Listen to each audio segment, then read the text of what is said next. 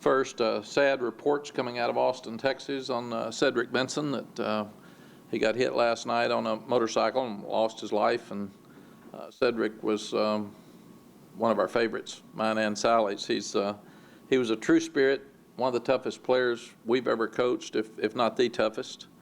He was a spirit.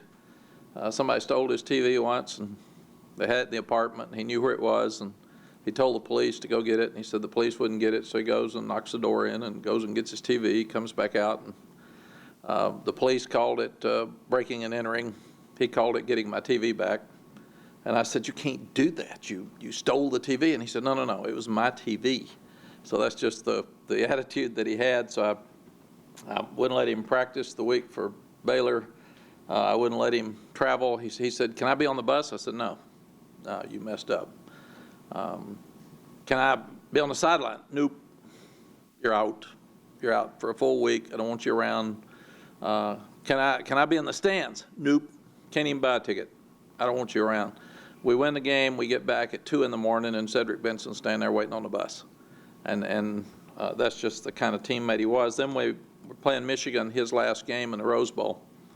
And Texas had never been to the Rose Bowl. Texas had never played Michigan. So it was really a cool game and a cool moment. And we had Coach Schembechler and Coach Royal as co-captains for the game. And you knew it was things had become about money when Mickey Mouse flipped the coin when you got Coach Schembechler and Coach Royal on the field, but I thought that was a little bit different. And Cedric hurt his knee the first play of the game, so he strained his tendons in his knee. The doctor said, "You're a first-round draft choice, don't play anymore." And he said, "Tape it up, I'm going to play." He went back in the game. He played the whole game. After the game, I see him sitting over in the corner crying. And I said, "Is it your knee?" And he said, "No, Coach. This is the last time I'll ever wear a Texas football uniform." So that's the kind of competitor he was. That's the kind of person he was. And Sally and I, along with a lot of Longhorns, are just crushed. So sad day for a lot of people because we're really going to miss him. This team is really buying in. They're doing everything we ask them to do. Practice has been good. They're upbeat. They're trying to learn. So everything we ask them to do, they're doing. So this morning, it's really the end of camp. We've worked them really, really hard. We've utilized every minute of every practice, and we kept them out there about 45 minutes this morning and called them up and sent them to the pool. So they're over in the swimming pool right now. It's the happiest group of young people I've ever seen in my entire life, I think. They thought I was kidding them.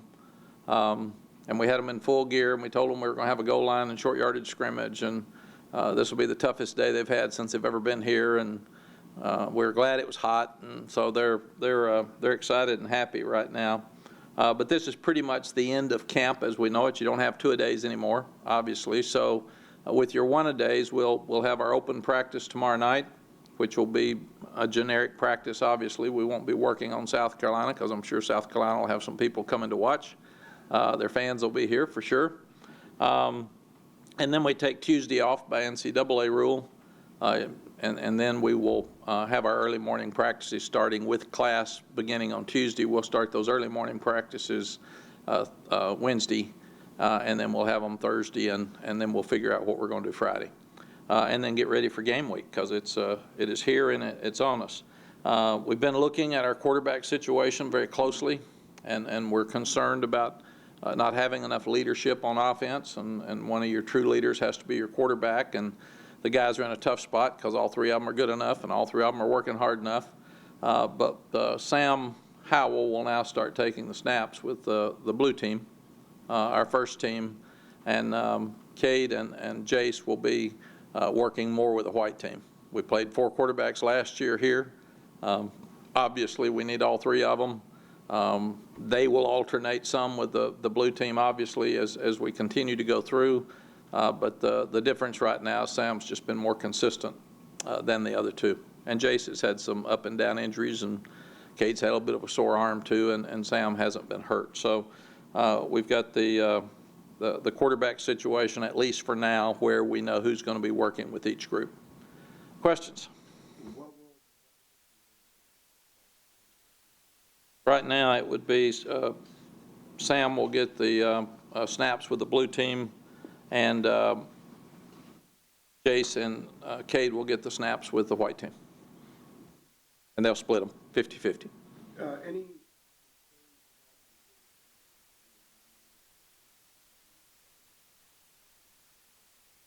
We're still really, really thin and inexperienced at linebacker, so that's a concern. I do feel like that Trey Morrison moving to corner has been a real plus. He's playing really well. We have had so many injuries around here the last couple of years. We've been worried about injuries, and we're in pretty good shape. I think we'll go into South Carolina in pretty good shape if we get through another 2 weeks like we have the first part of practice. Wide receivers, we've had some pulls, so they've missed some, so we've got to get more consistent with our wide receivers. And then you take young quarterbacks and wide receivers in a new offense. That's all new. We're still looking and working through guard and center. Ed Montellis has stepped up and really been a good player at guard, so that's been a real plus for us. At right guard, the last 3 or 4 days, we've moved Marcus McKeithen in there.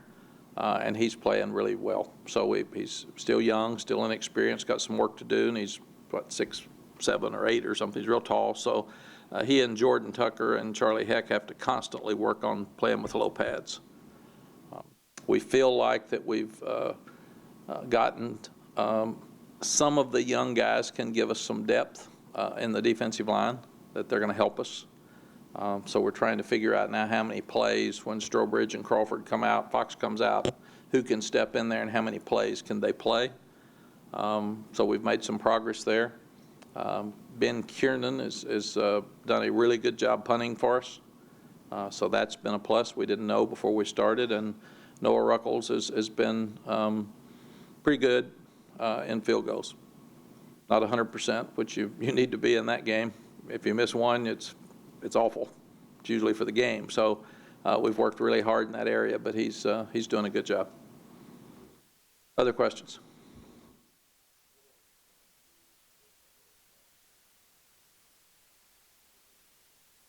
No, and you'll talk to Phil next Monday, and he can go into details. But I think, and Phil and I we've got about 15 eyeballs now, 15 sets of eyeballs in that staff meeting. You take Kenny Browning, you take Darryl Moody, you take Sparky Woods, you take a recruiting staff with Billy, you take the 10 coaches. There's a lot of experience that are watching every little thing we do. We've got some very experienced analysts and quality control guys, and they're watching every play.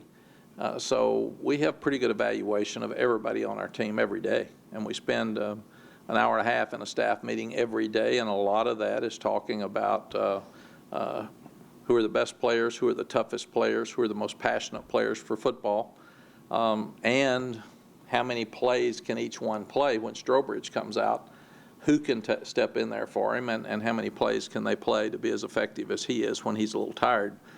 So that's what we're doing. But I think all three of them, Jace had a slight pull of a hamstring, so he couldn't run, and that's one of the more effective things he does. So it set him back some. It's hard to step and throw with a hamstring. Cade's had a little bit of a sore arm some, so that hurt him a little bit. But we feel like that right now Sam's a consistent runner and passer, so he's doing both pretty well. You mentioned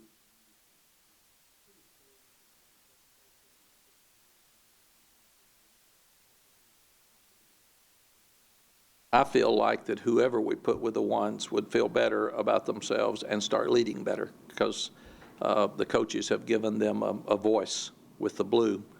So we think that'll help, even though Jace and Cade they're still going to lead. And we came down to do something on the goal line here this morning really early, and Jace was the first one down the field, a chest bump with the offensive lineman. So these are three really good people at good young people at quarterback. So they're going to help each other and be positive.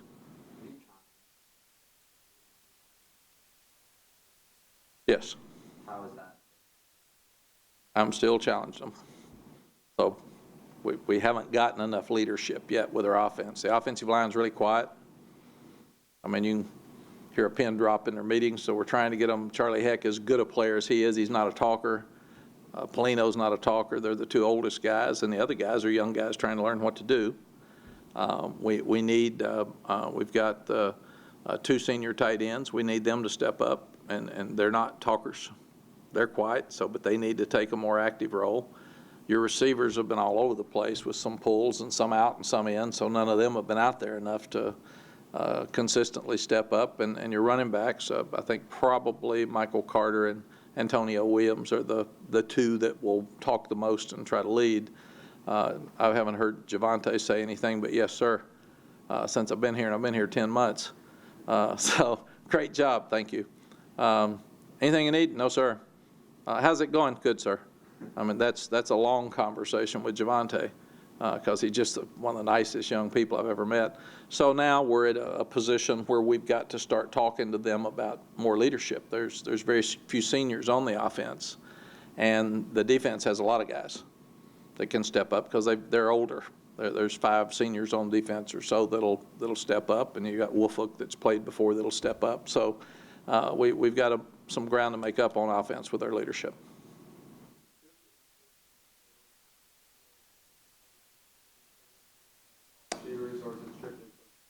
Yeah, it's a great question. We ask the players, especially in the summer, who works the hardest and who's lazy, who do you think will be the best players? And then you do the same thing. You do it less on the field because you see them every day, but you want their opinions, and that's very, very important. But we talk to them a lot about their opinions of things, and we also we challenge the defensive coaches like Coach Bateman in a staff meeting. I'll say, Jay, tell us what Phil is doing offensively, our offensive staff's doing that's really, really difficult for you.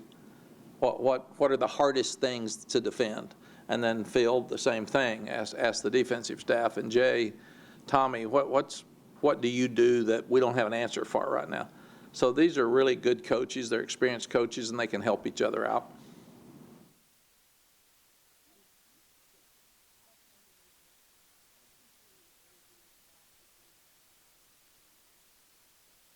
Right now, they've been passionate.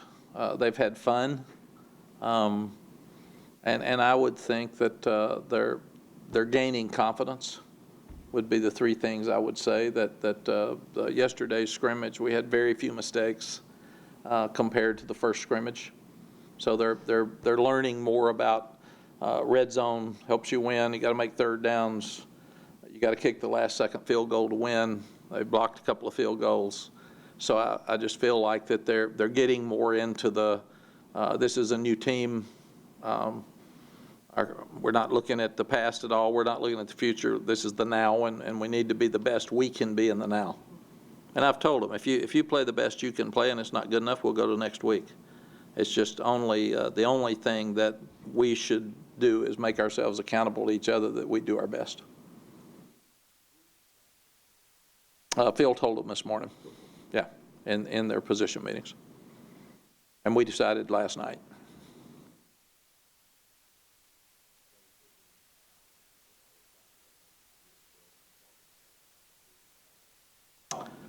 We get input from everybody. Sally always says I ask too many people's opinion because I like to know what everybody in the room thinks, and it's really important to me to know what Stacy Searle thinks. We're not going to let him make the quarterback decision, but I'd like to know what he feels like his players think, and Lonnie Galloway, and even Coach Bateman, because they have to play against them every day. So I get input from everybody, and then I make the final decision.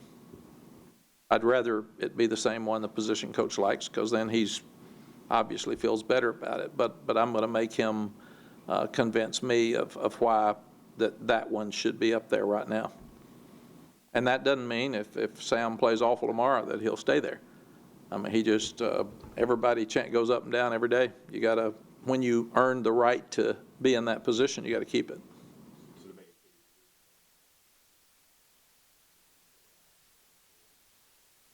Yes. Just like Charlie Heck's the blue team left tackle.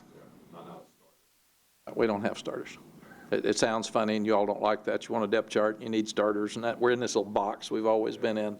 But the thing we're trying to sell them on when you're in the game, you're a starter. So how many plays are you going to start?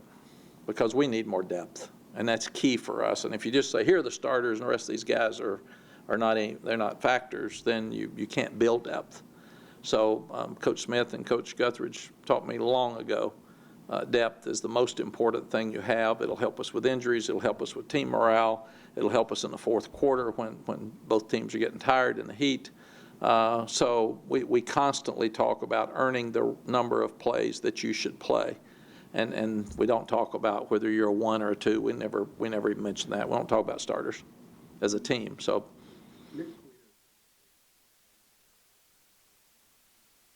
yes, today, unless something's changed since we. Yes.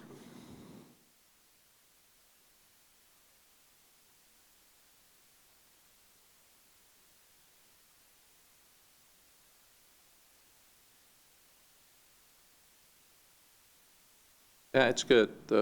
We feel like that we are developing some depth. We need more depth in the offensive line. That's iffy right now of who would step in, and we're trying to get at least 7 or 8 guys, even if you have to play a guy at both right and left guard, or maybe easy plays left tackle and either guard. So we're looking at the best 8 players if we don't have enough. Same thing with the defensive line. Strobridge, you'll move him around. He's such a great player that when you move him around, who can play his inside position? But you don't want him all the time where he gets double teamed. So that's the key to camp is developing depth, figuring out who your best players are, and getting your schemes to adjust to your best players, and staying healthy. That's just it. Every day I read somebody's out in camp nationally, and it's a very difficult thing when they get this tired and you hit them every day. That's why we send them to the pool. Today I thought they'd done enough, and yesterday I could see they're worn out some, but they're in great shape and they're giving us everything they've got. Let's don't be stupid today and have one fall into another one just because they're exhausted. Did you notice No, I didn't notice anything different in any of the 3. They were all 3 the same guy. They're great young people. They're very smart, and they all are going to compete. So that's good.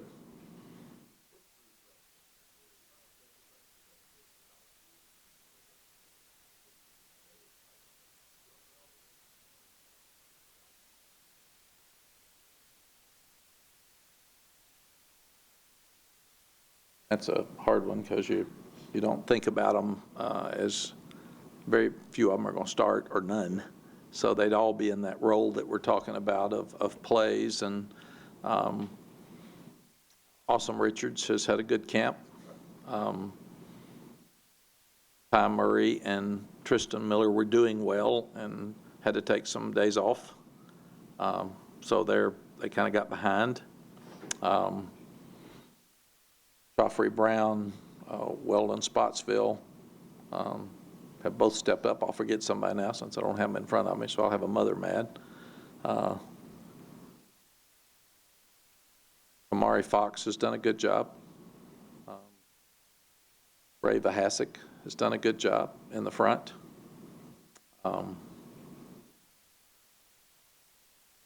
The guys that were here in the spring, I don't count them as new guys, but Emory Simmons and Kadri Jackson, those guys they both played well, but it's really amazing how much more ready to play you are if you came in January. Those kids they're already been to class. They've already been through an off season. They've already been through a spring practice. So that it's a huge advantage for the guys that get here early for your first year. Who am I missing? Storm's playing. He's with a white. He's with a white team. Some with the grays, but he's done some good things. Obi has played well. You'll have to figure out the rest of the name. I go with Obi. I got enough names. And then Don Chapman. I think they're both been good players. We're still waiting on Cam Kelly's decision, so it's put us in an awful spot. He's in an awful spot. We're less than 2 weeks away from the game, and we don't know if he's going to be eligible. And he doesn't know if he's going to be eligible. So they put him in a really difficult spot, and we're still waiting. So we don't know whether to coach him or not coach him or put him in. Can he be on kick teams? It's just right now we have no decision. Is that a situation?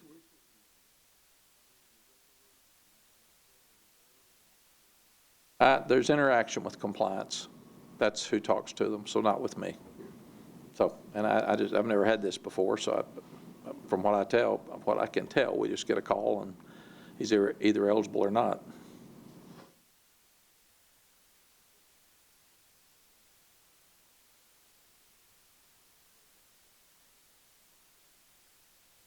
You know, they don't have a lot of interaction. I don't think they're brothers, and they probably, like my brother, probably compete with each other. And but you know, we've got 110 here, and I'm only around them on the field and in the team meetings and at lunch and dinner and breakfast. So it'd be hard for me to say how much they hang out.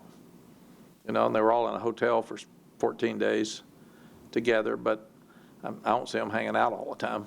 I think they're really different with their personalities.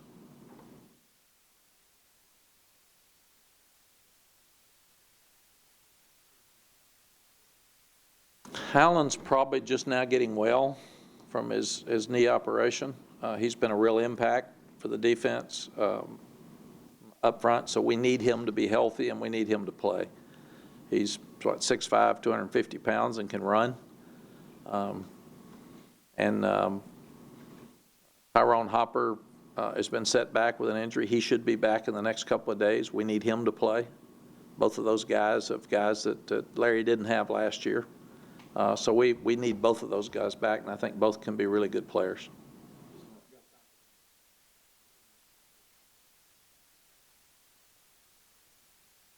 I want us to continue to create excitement.